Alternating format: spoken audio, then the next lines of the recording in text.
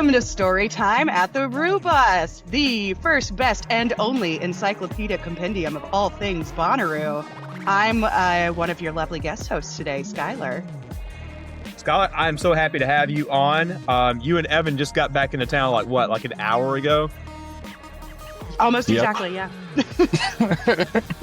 I want to hear what you guys have been up to, but let's go around the horn and introduce our panel that we have on this week. I'm going in no order. He was on just a couple of weeks ago. We got Pawpaw back. How's it going, Josh? I'm doing great. How about yourself, brother? Man, I just had some meatballs and pasta that Charlotte made for dinner, so I'm doing pretty darn well. What else you been up to? I've been going to baseball games, concerts, just having a good old time. Last bit of summer, kids went back to school today, so just trying to enjoy the little bit I had left with them. These kids go back to school way too darn early. I remember going back on Labor Day when I was a kid. Yeah, we used to do late August. Here, they don't go back until September. Yeah, I was working at an educational event in Boston, and those kids don't get out until the first week of June to get out for summer. It's wild. Well, tell the kids they better be making good grades this year, but I'm sure you're happy to get them out of the house for part of the day, right, Josh? Something like that. I love my babies so much. I miss them already. They are cute kids. I've got to hang out with them a time or two. All right. Also, I haven't gotten to talk to them since we were in Atlanta for the Tame show. Danny, how have you been doing? What's going on in Atlanta? Hey, everyone. I'm doing pretty well. I think I finally compartmentalized and got my head back together after that Tame show blew all of our minds. So it's been going good. For those who don't know, I'm Danny Upcraft. I live here in Atlanta, Georgia. I work in AV rentals with Four Wall Entertainment, and you'll see me on the farm with Camp Book Snoop with some of my friends, Sammy and Justin and Daniel Ashland Haskett. Well, I'm finally happy to get you on the pod. I don't think we've got you on here before, have we? I have, and I'm a long-time listener, first-time caller. Well, I'm thrilled to have you on. Me and you have gotten into some shenanigans over the past. Speaking of shenanigans, we've got Rave Dad on. Happy to have you back on. What's been going on, my man? Just working babies, man. Got 2 under 2. My middle one actually just turned 2 last weekend, so been having fun with that and getting ready to turn the corner, start prepping for Halloween here pretty soon. Heck yeah. I had a blast with you and Maddie and the crew down at Halloween last year. Do you want to tell everybody kind of what you guys are up to down there? We are basically joining camps with the folks from Fractal Bloom. So that kind of happened organically last year because we were across the little dusty road or whatever. And after Rue, we kind of said, hey, let's just push the 2 hula camps together and make it bigger and better. So hopefully having some throwdowns out in the campgrounds deep into the late nights. I love how things turn into a Voltron of Wookery out there where you combine forces with all these different camps. Pretty much. Hula is a wild place, man. Yeah, I learned that from myself last year. I'm not coming back this year because we're doing the burn, but I think I will be back in the future. I'm very jealous that you guys get to have a good show with my morning jacket. That's going to be a blast down there. Yeah, looking forward to that one. So we have a lot to get into, but one other thing I wanted to circle back around on, that Tame show, Josh was also there, and I'm going to edit this in later, but Josh, there was this memey picture of you on the screen, where you went to the B stage and it looked like you were about to abduct Kevin Parker. Can you tell the story about that? You know me. I like to wander. I like to meet new people. So I got my 37,000 steps in that night, and I knew he'd be going over there soon. So I went and posted up on the rail, and I was right behind him. And then, I was trying to take him home with me, but I couldn't ever get close enough to grab him. So it happened. Unless you have a home studio that he can work in, no, I'm not going to allow that. Yeah, I don't. I remember seeing that video of you being projected on the walls with Kevin in the center and you just on looking in the back. And I just remember thinking to myself, wow, it's funny that he has a security guard that looks exactly like Papa. That's pretty good. But I'm proud of your work here, Josh. All right. So we do have a lot going on. So I did want to get a panel together. We are roughly a little over 2 months, give or take, away from Rue. It's a good time to reflect now that we've kind of got it out of our system. We've had a good summer. I wanted to look a little bit at what we thought went well, what we think they could improve in the future. There's a couple other things to get into, but we'll save that. I want to go around the room and kind of get everybody's feelings about like Bonnaroo 26 now that we've had some time between it and now. Evan, let's start with you. What do you think worked this year? What do you think they might want to work on in the future? Well, I mean, I think top headline is the grounds mitigation was really awesome, and it showed that they could learn a lesson with preparedness. And if one point I really wanted to make was for most of our Bonnaroo careers, like we've all been going, we've had perfect weather. We didn't have to worry about weather, save for one day between 2011 through 2021. So it turns out that all those years, it seems like they never even have to worry about any sort of mitigation. So this is kind of a recent development that of something that they were getting really, really, really lucky on for a really long time. So I think that's a really top headline. Every performance that I saw was better than I expected. I think a lot of the logistics of getting in and out, I think no news is good news there. Yeah. We got in super easily. I think we didn't even stop the car at all on the way in going through the toll booth. That's the top of mind items that I have. It's funny that you mentioned that in terms of like weather and parking. You don't notice those kind of things until they go wrong. Like we never really thought about weather mitigation for like 10 plus years because like you said, it was never an issue. The only thing I can recall is like 2016 when like we had to wait a couple of hours for Pearl Jam to come on. Yeah, I mean, and that was only like a 2-hour delay. Yeah. So it's crazy that we were just batting 1,000 for so long and we didn't really even realize it. It's a combination of climate change and our luck running out, I think. And that's interesting that you said that about like entry and parking too. Like just kind of go around the room here. Did anybody have any issue? Did everybody come in relatively quickly? Mine was smooth, and it was exactly the same as last year. Like I came in midday Wednesday, like a little bit before noon. Only had to wait in line for about 10 minutes once getting off 111. And that's what I love about group. Yeah, that's a good point. Yeah. I mean, anecdotally, I didn't even really hear any like horror stories from anybody anywhere. Like none of the GA folks waited in line for a really long time. I don't know if that's just my, privileged silo of information, but I mean, there was the typical backup, like right when gates open, but I think after maybe an hour and a half, that kind of cleared, and everything else I heard after that it was pretty smooth. I think 15, 20 minutes was the longest gone I are the heard days of outside 16-hour waits. Yeah, right. Thank you. Yeah, I think those days are gone. I hear a lot about like the general consensus of things through Charlotte because she's pretty active as a moderator on the Bonnaroo Reddit, and I don't think there was a single horror story about entry that went around this year.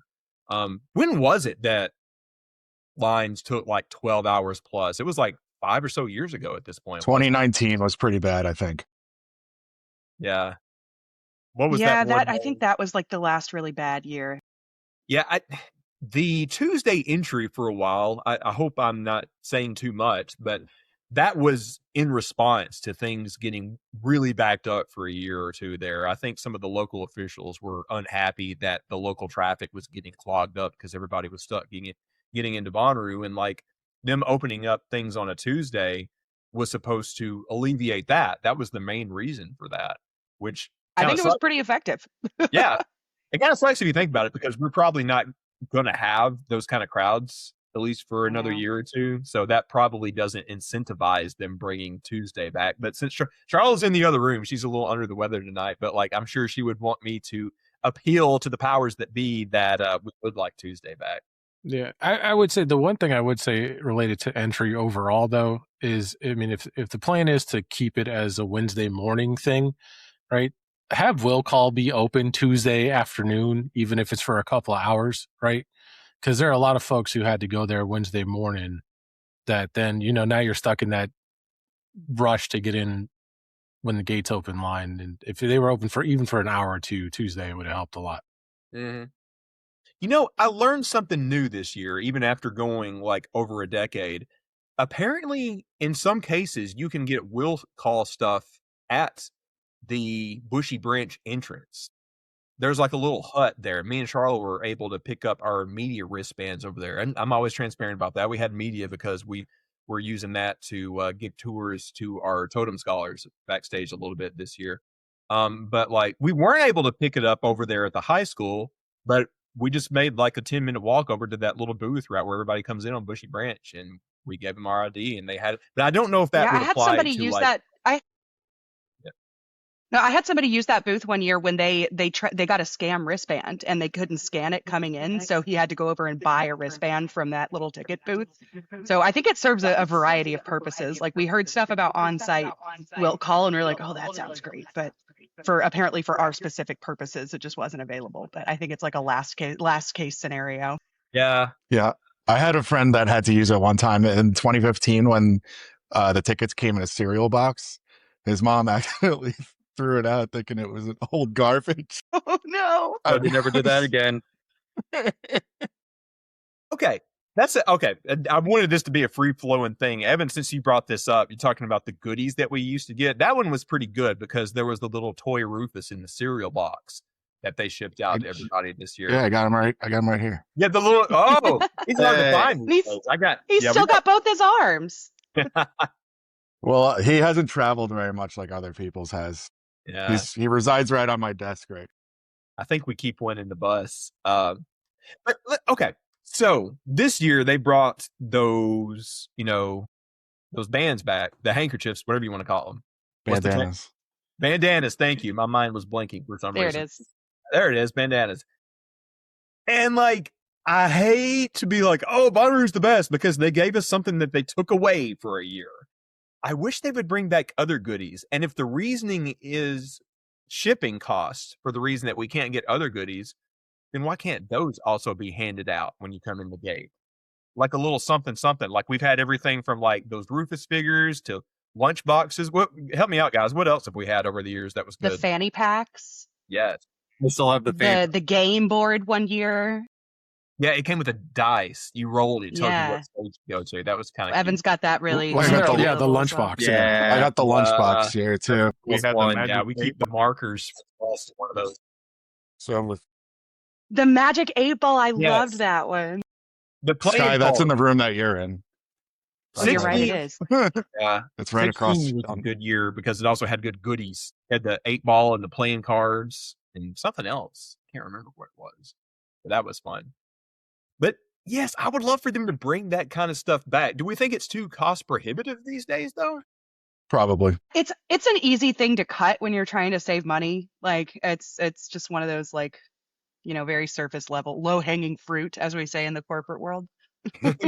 Don't start bringing those things. I swear to God. I'm sorry. We'll circle back to that later. Well, No, but it is. I mean, that. it's something that I really like, and I think it really adds to the experience. But I can totally understand how it would be easy to like sacrifice that in lieu of something like better bathrooms.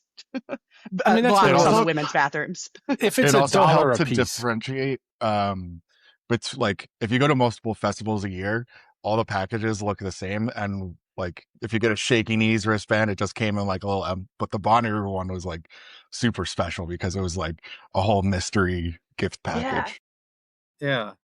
I mean, not to say people don't love it, and I think the consensus is we all want it to come back. But in terms of like the finances of it, if it costs them $1 a piece, right, times 50,000 that they got to make, like, is that 50 grand better spent elsewhere? And that's the conversation they're probably having behind the scenes. And I'm assuming the answer is, yeah, we'd rather put the 50 into like the planking they put down in that tent when it got all nasty, right? Like, I'd much rather have that than a trinket, if I'm being honest. So, okay, that's a good point. So I never went over to that tent after they put all of those boards or whatever you want to call it down. How did that work? Those of you that did go over there, did that like work pretty good? Was it like too slippery? Were you able to get around without falling knee deep into the mud? I mean, it was better than a muddy mess, right? Like you still had to get through the slip and slide mud to get there. But once you got there, it was okay if you could get in the tent, right? Yeah. I mean, there's a whole conversation about that tent is moving that tent to the what field long term a good idea, especially if it's going to be back up to 70 or 80,000 people. Yeah. Which Yeah. I'm in the no, don't do that, don't leave it there camp. But I mean, I hear the arguments from both sides. Well, but let's take a straw poll. Josh, what do you think? Would you leave that tent over there, or would you put it back where it was before? Put it back. I mean, especially if you will not work. Just it was perfect where I it think was. the only way it could Yeah, I think the kinda only agree way it with could feasibly work again is if they upgraded this stage into a full stage without a tent, like the Witch, so that you have more room for people to expand around, and you have a louder and bigger sound system that could stretch across the entire field. Because the Yeah. other problem with those boards, like when it is muddy like that, you're just creating crowd congestion underneath the tent, and that only creates even more mud. Like you could see the mud seeping through the boards. Like my flip turn when I was back there at like 10 p.m. on Saturday, it got messy. Even then, Gross. Skylar, how about you? What would you do with it? Move it back. I mean, logistics aside, like grounds logistics, it means that there are hard cutoffs for all of the shows on both of those stages because the other show has to start. So, like, you know how the Strokes were cut off essentially in the middle of the song because who was after them had to start? Lil Jon. Yeah, it was. And it kind of removes the Jack White, I got nothing better to do, I'm going to play forever energy that the headliners have because they can do whatever they want within reason. You know what I mean? So I think in the spirit of spontaneity, in the spirit of fun things happening that are unexpected over there, I say move it back. Yeah. Evan, how about you? I don't feel too strong about either location. I would like to see what other options there are if there's a mysterious third option. I think it would be cool to have like a really proper stage in the campgrounds or something like that. Because I think the logistics of the production side was really helpful for them to put it there. I think having that little kind of chill area for the beer garden was a good idea too. So I'd be open to exploring additional places for it to go, I think. Yeah, it's tricky because if the beer garden wasn't such a big hit, I think everybody would have been like, yes, please move it back. That was, an okay idea to try it for 1 year. But now you got a tricky situation because Bonnaroo, that was the name of it. Like, I think everybody loved going over there to watch like the NBA finals and the World Cup games and everything. So it feels like everybody's going to want to kind of keep that. Maybe if they could find another good location to put that in, maybe even as a plaza out in the campgrounds. I don't know. I think you can but flip I would the vote. two and be okay. That's not a bad idea because Right? Because you don't have World Cup coming next year, Yeah. right? we Exactly. need World Cup. I Yeah. think part of the You'll reason that always have Bonnaroo India- was as well attended as it was those big games. Yeah. I like that idea right there because like I did like how if you had it's. Bonnie. Go ahead, Evan. I was gonna say I like how it did do a good job of spreading the crowd across Bonnaroo more.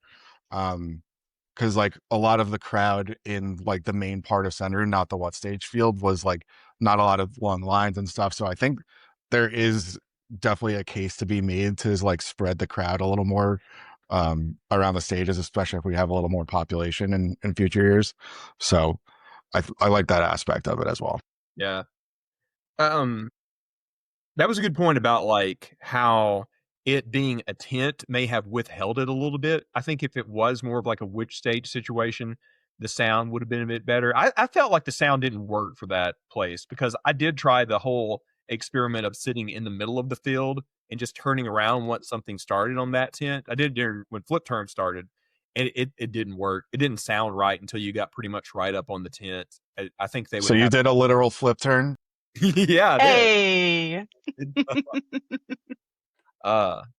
But yeah, I agree that if they were gonna keep it, they need to figure out those two issues. They got to figure out the sound, and they need to make it a priority to let the headliner keep going if they want to. It's kind of lame that they have like this artificial cutoff because they tried to have that experiment of another stage behind it. I think if they could figure that specifically out and kind of work on the timing going back and forth, then yeah, sure. But if you are giving an arbitrary cutoff time to the headliner, then yeah, that's a nah for me, dog. That's not going to work. So okay, I like the idea of putting the beer tent in the back potentially. If we were going to put that tent back to where it was, where would we potentially want to put Bonnaroo's? Like, what do you I don't guys think think? we put it in one of the missing tents, like over by the house stage and like in that middle of the field in between the other stage and the witch stage. Like you have that grand sprawling field where you'll see merchants and, you know, the how area with the activist pop-up booths, but you'd also see like the brand activations and the missing tents. And I feel like that's the perfect place for that to go. I don't know. I'm kind of in the Yeah, move it that's- to where they had the wear stage and put the UFO back in the woods where it belongs. Ooh. You know, I did not get to go to the UFO stage that much. What did you guys think of it back there? It was cool, but it just the effect of walking through where in the woods with all the trees, and then you finally clear the tree line, you see this UFO 20 feet in the air. That effect works a million times better than what that it looked like a renegade stage in just kind of tucked away in the corner, right? Like it looked like an afterthought, and it just works better at where in the woods. And as long as you keep the level of name not to an Alice in Wonderland after a headliner, you're still going to get decent attendance out there, right? Like, and then you can move Bonnie's into that corner, and then you've got like a chill out corner down there by the area to exit to 931. Yeah, I agree with everything Ray That was said. The more I think about it, like as much of a hassle it is to get to We're in the Woods from either Centerview or wherever you are in camping, it served a great function and purpose. And I think they just stepped a little too far with a few of those names and scheduling, and then they took 4 or 5 steps back more than what they needed to. So now we've had a bunch of shuffling and re-experimentation that we really didn't need to do at all. You know, one other thing that I would posit when it comes to like We're in the Woods is it felt like they entirely gave up on it this year. It was like, here, we're making this open. You can go put out a hammock if you want. But I feel like they could have made it more of a moderate thing by putting in some of the more artsy stuff that was there in the first couple of years. Like, I don't know if you guys remember, but there used to be these little miniature houses, and each of them had some like trippy, goofy thing happening inside of it where you could like interact with lasers and make music. You guys remember those? Like, why can't we have that? I don't understand that. Yeah, I think they had like board games and stuff in there too. Yeah. Yeah, but I mean, if you were camped anywhere between Plaza 5 and Group, there was no motivation to go to Where in the Woods, right? You could just go to the Grove and get basically the same thing. Yeah, very true. It's such a good space. They need to take advantage of it. I agree. Ray Dad, you had a good point that like you can't do anything like Alice in Wonderland in there because it's going to draw too much of a crowd and it's just not able to handle that. They ran into like some pretty severe crowd control issues that one time that she played. But if you keep it to like names that like maybe only like one person in your camp has heard of, you know, it gives them a good look and it keeps the crowd down to keep that like a fun little space. I agree. Move the UFO back. And you can still throw surprise sets that are like playing against somebody big. Like that's Mhm. you can throw big names in there without telling anybody as long as it's not like a scheduled situation and it doesn't have the potential to get that gigantic, you know? Yeah, the other thing I think think there's about. still Sorry, Skylar, I didn't mean to cut you off No, there. sorry, I was just vamping. Keep going. No, so the other thing too is like, if you've been in Centerview, 10, 12 hours or whatever it is, at that point, you're like, I'm ready to get out of Centerview and go get into some shenanigans. Oh, who's that Where in the Woods? I don't care if it's the silent disco or some Nashville DJ collective or whatever. It's something else to do that's not Centerview. Like you're kind of ready to get out of that space and go do something else. I do recall though, there's not a lot of like festival based infrastructure. There was never any water over there. There was like 20 porta potties. So like Yeah. if they're gonna do it, they have to do it. Like if they're gonna scale it up, those resources do have to be there. Yeah. It's a tricky situation because there's pros and cons to anything that they do. Just kind of like in line with what I was saying before. I wish that Bonnaroo would find middle ground for decisions and not just be like one extreme or the other. Either like we're either gonna go all out and We're in the Woods or we're not gonna do anything there at all. Like you can still take a middle approach there, you know? Well, we all know that this was a compression year of they were focusing on like the core stuff. So we could give them a pass for that. Very, very true. I mean, the stuff that they needed to get, we need to make sure that we credit them for. Like, they fixed the grounds because we got almost just as much rain that one day as we did last year. And we lost 2 hours worth of shows, but we still had it. And I know we talked about that right after we got home, but like even now that time has passed, we need to recognize that's a big W for them to have done that. And Absolutely. honestly, I don't know if people appreciated the fact that they salvaged that Sunday, because if they didn't have Noah that night, they would have been effed. Like it would have been. I think the decision to go ahead on Sunday could have potentially saved the Festival Bonnaroo itself, because even if they had to, just cancel like the rest of the day, the PR headlines of the next day of Bonnaroo gets canceled again it would have been a nightmare. So they've really just had to push through and muscle through. A lot of people probably had left already on Sunday, so we probably weren't dealing with too much trouble there. So I think we have to certainly applaud them for doing definitely a tough decision, but I think it was a really, really, really good one. Absolutely. I don't know if you guys had seen, but like Lollapalooza had been getting some negative press just because, heaven forbid, they had to deal with what we've had to deal with for 2 years. They were getting... Lollapalooza's full of softies. Had it not me. There's rain everywhere. I saw a picture today of this poor girl who's like stuck up to her knees in mud, and they surrounded her with barricades because they had to like pull her out of the mud. Yeah, what was it? That was crazy. Oh my God. Joe, was she like legit stuck? What happened there? I think she was. It looked like she was knee deep. She was definitely in there, and she looked so like nonchalant about it. She was like, well, look where I am now. The cartoons all told me quicksand would be a problem in my adulthood. Maybe it was like, see, Mom, I'm okay. I'm not dead. Everything's fine. Yeah. Seriously, though, I was noticing just a couple of hours ago, there was these postmortems on places like Consequence where they were like giving them crap because like there was mud. And I'm just thinking to myself, this is kind of the norm now. Like, I don't get into the deep science of it, but climate change is real. We all know it now because it's been affecting us for 2 or 3 years now at our favorite festivals. And I'm thinking like Lollapalooza, it's some of the same people that are putting that on, and they know what they're doing now. They made it happen. Maybe it wasn't, the luxury experience that all of these people getting the fancy hotels in Chicago were expecting, but like, you got your shows, it worked. It looks like it's got some cool shows too. I wasn't keeping up with it much, but I'd like to get seems Lord. like it was a pretty good weekend. I'd like to get Lord. She looked cool. I think she did Hinterland too. We had some of the crew over there. Mm-hmm. It's kind of funny how that works. Hinterland and Lollapalooza seem to be like the snakes devouring each other's tails because they get like so much of the same shows because they're in such close proximity. It's very symbiotic. We love it. Skylar, would you rather go to Lolla or Hinterland? In Montreal? So you'll see our... What's that, Danny? It's those two festivals and then Oshiga up in Montreal. So you'll see our... Oh, that's right. Yeah. One weekend. Wait, what did you ask? I'm going to poll the crowd here. I'll poll the crowd. And I should acknowledge we lost Josh. He was having some technical difficulties at his house, which I understand. It's all good, Josh. We love you. But okay, I want to ask everybody, if you had to pick, would you rather do Lollapalooza or Hinterland? Hinterland. Probably Hinterland. Yeah. I've done Lolla.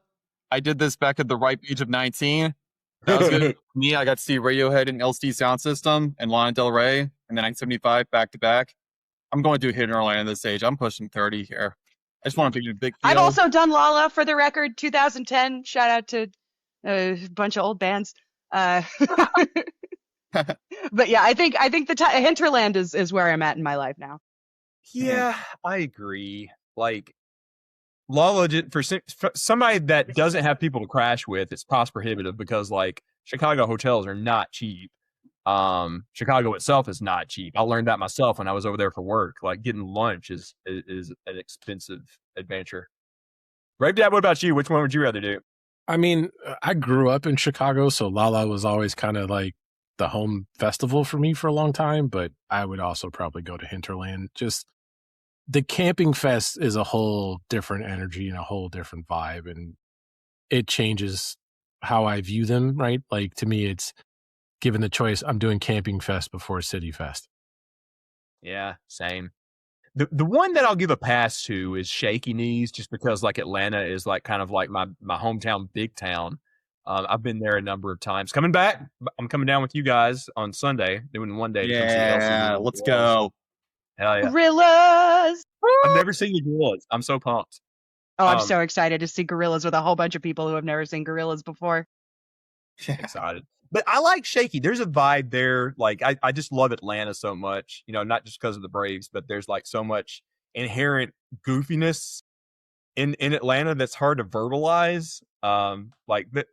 It's just a fun city where there's always something ridiculous and silly happening, and that vibe kind of happens in Shaky. And it's not that hard to get a fairly inexpensive hotel for Shaky Knees, short walk away. Plus, And Shaky's like the last bastion of the rock and roll festival. Like it's not Yeah. like a metal festival. It's not something that goes into like any sort of, subgenre, but it's very like it's got a punk rock energy to it that I think attracts a really wholesome crowd because we all know how wholesome punks are. And that's not a joke, that's true. Punks are some of the most wholesome people I know. very right. They're nice people who Yeah, pretend to be jerks. Exactly.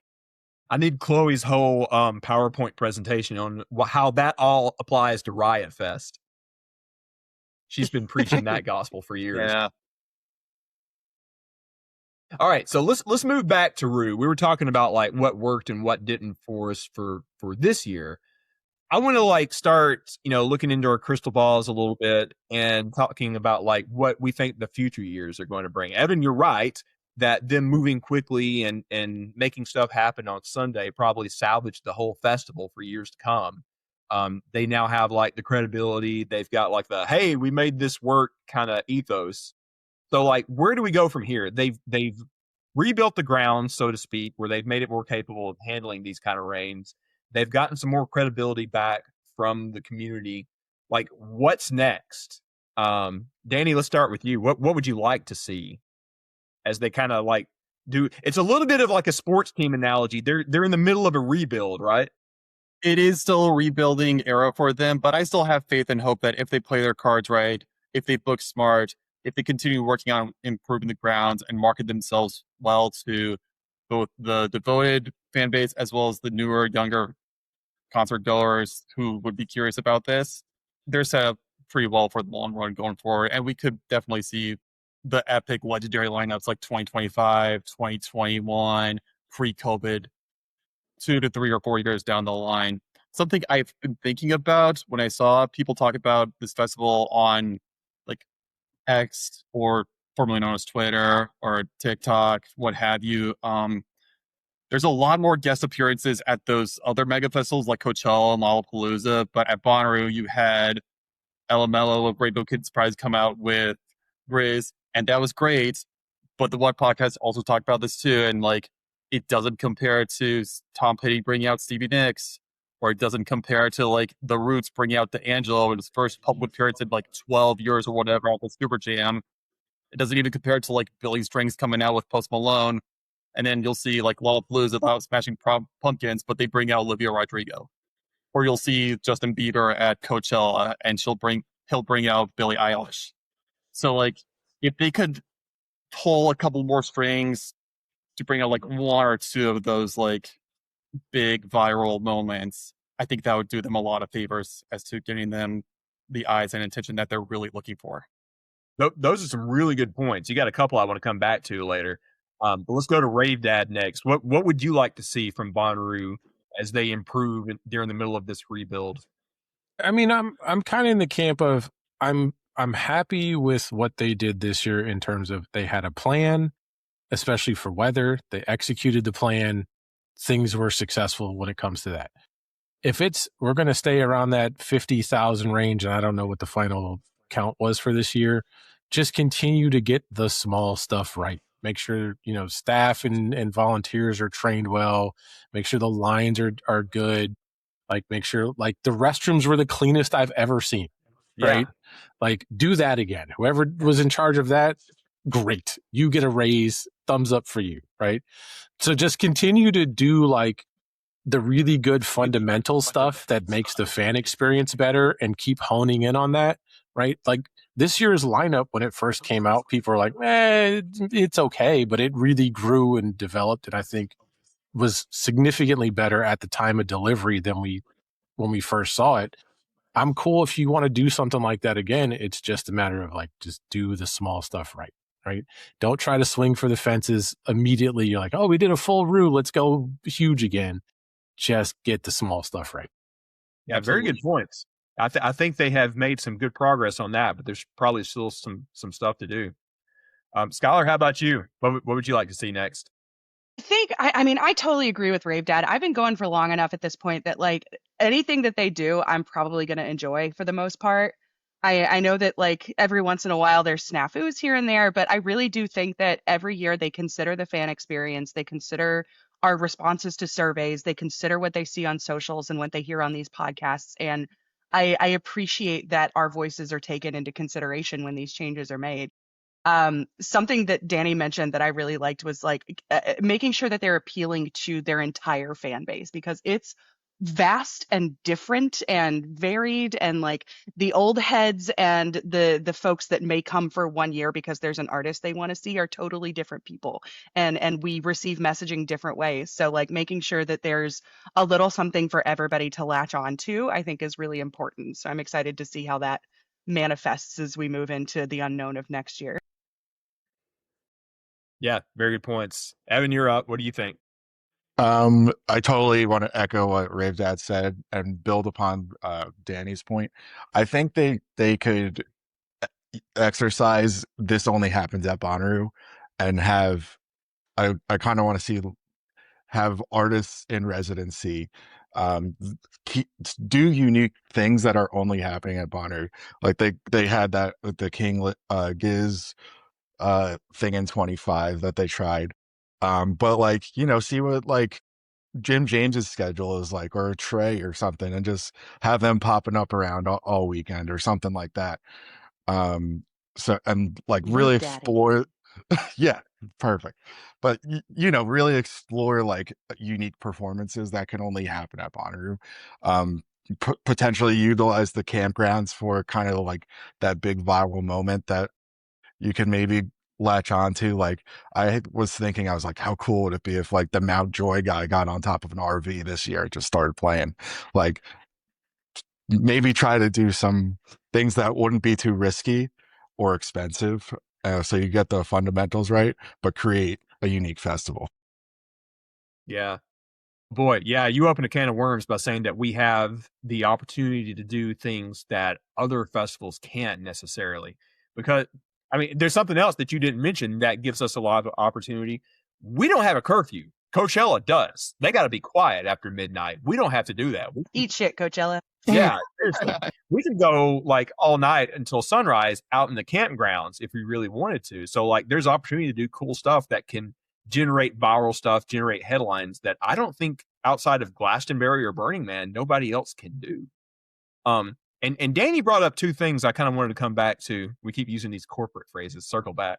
Tyler, you kind of hit on this too. Where like Bonnaroo has to serve like multiple masters, right? Because like you have like the people that's been going for like the entirety of the festival, like Brian Stone, who probably want to see more jam bands. You have like some Pearl Jam bands. Let's be real.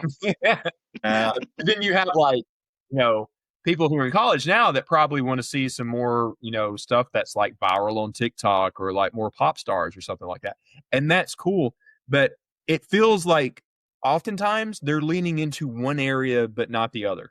2016 was my favorite Bonnaroo ever, but they definitely lent into the old heads that year, and they kind of paid the price because the timing wasn't the best to do that. It kind of feels just to me that some of the lineups, as good as they have been in the past years, are trying to appeal a little too much to the college demographic. And if you can just see the state of things, they don't have a ton of disposable income to spend on a festival these days. I mean, Bonnaroo can say like, yeah, our ticket prices are staying the same, but camping prices and prices for everything else are not. So like going to Bonnaroo may not be a big priority for that age group. That's just a long way of saying I think that they have to balance it better and appeal to like the slightly older crowd that does have that disposable income. And they kind of did that by, listen, we're aging ourselves here, but they kind of targeted us millennials a bit this year with the lineup. I'm just saying. Couldn't be me. There were smart crossover picks. Like you think about the Strokes, like they've been around for 25 years now. And then you think about people who are in their high school or college or 20s, like they probably got latched on the Strokes with the Now, which came out during the pandemic. So you're seeing New them abnormal. theaters and arenas now because they have that multi-generational fan base. And I think that's why that booking worked. Yeah. And look, somebody was mentioning this online somewhere. It may have been InfoRoo in the past week or so. Like, Jam is kind of making a comeback. Like, the Dead are way bigger now than they were in 2016 when Dead and Company was like relatively new. Even now that we lost Bobby, like if John gets him back and like does some new iteration next year, like it could be a draw in like a multi-generational way, kind of like you're talking about with the Strokes. But that's hard. When you get a band like the Dead or Fish like that, that's an automatic 20,000, 30,000 people too. So if you do that, it kind of locks in like a really good population automatically. Yeah. I mentioned on Discord today, I would not be unhappy at all to have Fish back next year. They would be a good way to build upon what they did this past year, because it would guarantee that they get, an uptick in numbers from their crowd. Yeah. And having Trey do the like artist in residency thing that Evan was mentioning, I'm thinking about like when Bruce Springsteen played See Here Now and like showed up to play with Trey Band and Gaslight Anthem, and was just kind of a little bit of everywhere for the day that he was there. Like he played at the Clinch Gallery, he played at the Stone Pony, he was all over the place. So having Trey, who has such history with the festival, like they borrowed his sound equipment for the first one. So he's kind of the mayor, So having him do that would be a really wonderful nod to the old heads. And I think he would have a good time too. Heck yeah. Along those lines, Danny, you mentioned something really interesting as well, and credit to the What podcast for bringing this up as well. Like back in the day, you would have all these guest appearances at other people's sets, like Tom Petty bringing out a whole bunch of people. You don't get to see that as much nowadays because it seems like the current crop of entertainers don't want to make the surprise trip down to Manchester, Tennessee out of Nashville. It's easier at Coachella because like it's kind of close to LA, and then you got Lala in the middle of Chicago where it makes those things easy. It's not so easy. It seems like people are a little bit more unwilling to make those surprise appearances when they got to drive or ride in a fancy bus an hour and a half from Nashville all the way down. So that's why the Muppets have only ever played outside lands. Oh, give me the Muppets all day long. I would love. You know how hard that would go at Rue? I mean, listen, I'm not going to Dr. Teeth and the Electric Mayhem on my wish list every single year. Okay.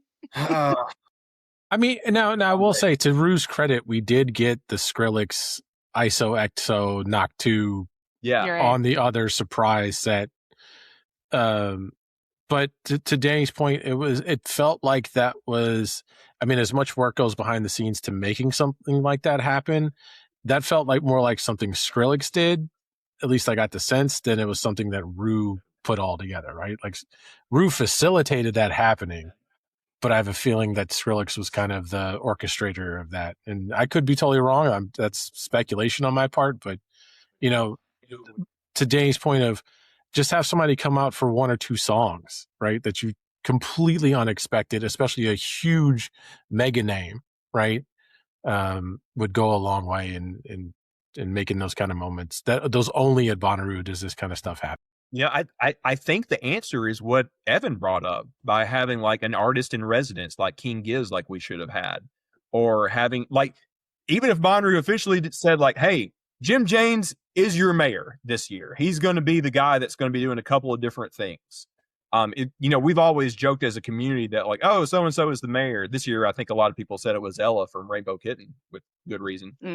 If Bonnaroo said like, hey, this is our artist in residence, their front person is going to be the mayor of Bonnaroo this year. They're going to be curating a number of things. I think that's something also that no other festival has done or can do. And it's something that very, very Bonnaroo.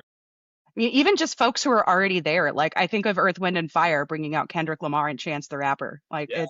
it's still such a uniquely Bonnaroo experience and something you're not going to see anywhere else. It's like Kendrick Lamar, like shirtless and sweaty from his headline set 20 minutes ago, like coming on stage with Earth, Wind, and Fire was mind blowing.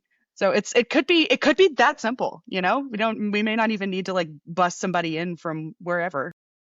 Yeah, we Already don't need to involved. be importing anybody, but there's plenty of talent on the farm already. Exactly. All right. There's another thing or two I want to get into before we get out of here for tonight. I don't know if this is like a rumor that has any substance to it, but it has been something that's been in discussion ever since a lot of us saw it on the survey. It's been on a number of surveys. We've been talking about it in our Discord. It seems like people are getting antsy about us not having dates, and people are kind of like coming up with this idea like, wait, are they really looking into having this in September again? Now, to be fair, we don't know if that's even being considered. It's just something that all of us as a community are just kind of antsily, kind of wildly speculating on, like Skylar's saying. I want to go around the room and see how we feel about potentially moving things to September from June. Rave Dad, let's start with you. How would you feel about it? I mean, personally, it doesn't really bother me, right? Like September, June, I don't care personally. But so much of it, right? You lose teachers, you lose college kids, you're taking away from a lot of what I consider Rue's core audience, and you're really limiting then at that point who can go. So if Rue wants to continue to target the 18 to 25 demo, right, going forward with the lineups, September doesn't work.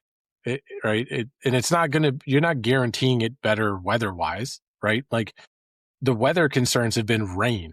You tell me it doesn't rain in September? Like, come on. Yeah, well, too soon. I don't want to talk about rain in September anymore. Danny, how about you? How would you feel about a move to September? I'm still not sold that the September rumors have any merit or legitimacy to them, but if they tried moving to September again, I've got to believe they've got to be at least a little bit luckier than their attempt 2021. I mean, it's still hurricane season. We're talking about climate change, like the hurricane alley's moving eastward. Like I saw a map online, and like they're getting hurricanes and tornadoes out in like Illinois, Kentucky now. Yeah. So it's not just Yeah, rain. it's hard to tell these days. That are going to seriously affect them. And I mean, I guess I could try it. I'd still come. I'm not in school. I don't do education or anything, so I'd make the time. It would be difficult with shaky knees if they're also still in September. That'd almost have to be like an E4 style Kessel run for me, although I do live here in Atlanta. But I would probably still prioritize Bonnaroo over that just because, like, it's the farm, it's home. That's where my family is, you know? Yeah. Tyler, how about you? There doesn't seem to be much of a benefit to moving it to September to me. Like Danny said, it's still in the middle of hurricane season. You're alienating a big part of the demographic by putting it during school. I don't see much of a positive there, frankly. As much as I like to complain about the heat, it's still going to be hot in September. So just I think it's kind of the lesser of, it's not really the evils of anything, but I think it makes more sense to keep it in June. Evan, are you going to make this a sweep by feeling the same way? Yeah, I don't see any upside to it. They've had it in June for 25 years now. I don't.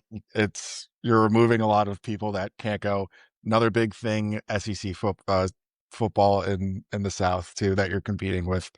So Absolutely. Yeah, that's very true. there's not a lot of upside to it. There's not much better weather. One other thing is Bonnaroo is a lot of work, and it's a lot easier to do a lot of work in the beginning of the summer instead of the end of the summer.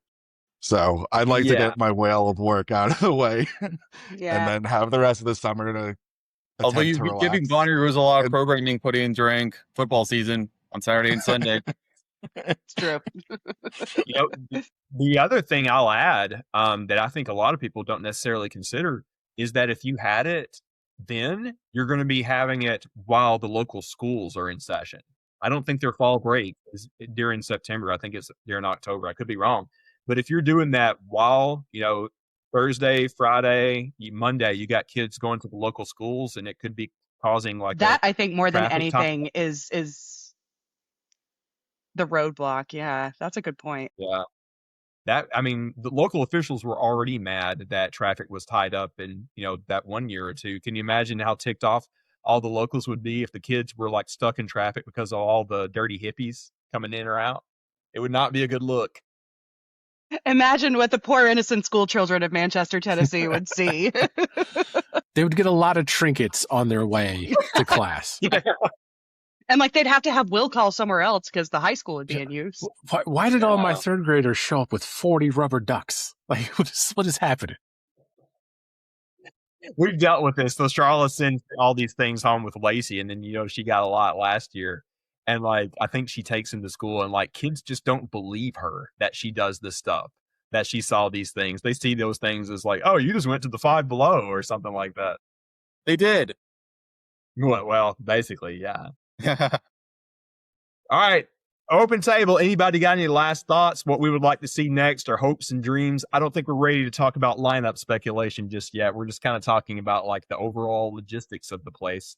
Anybody got any last thoughts? I just want to echo what I said earlier, right? Like we saw coming out of COVID, the reach of, after 23, 24 was a little bigger, and then 25 was like trying to be a monster all-timer. Don't try to run back that whole, keep making it bigger yet, right? Like it's not ready for that yet. Just keep doing to use the sports analogy, to trust the process, right? Like I think Danny said it earlier, like 3-4 years from now, you're probably on pace to go back to one of those mega lineups, but it's just not there yet. And I don't want to see it get set up to be this overhyped, like, oh, look at this lineup, look at this, all the crazy stuff they're doing. And then you do get another weather event with 75,000 people, because to be honest with you, I don't know if the Whatfield would have been able to hold with 75 or 80K this year after all that. This year. No, not at all. We got lucky when it comes to that. All right, let me be the devil on your shoulder and push back just a little bit. I think you are on the money that we aren't at the point where we can sustain like, a huge show with like 3 big headliners. But do you think we could inch forward a little bit by having one big headliner?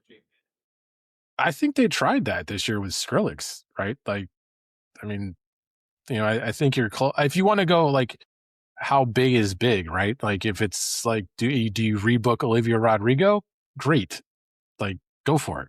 Well, I'll just say it. The name that I'm thinking about is Radiohead, because talk is that they're going to be touring and potentially coming in the U.S. next year. And Radiohead has a big history with Bonnaroo. I'm not saying that there's any speculation or rumors out there. I'm just throwing the name out there because it's possible, I mean, I'm all for it.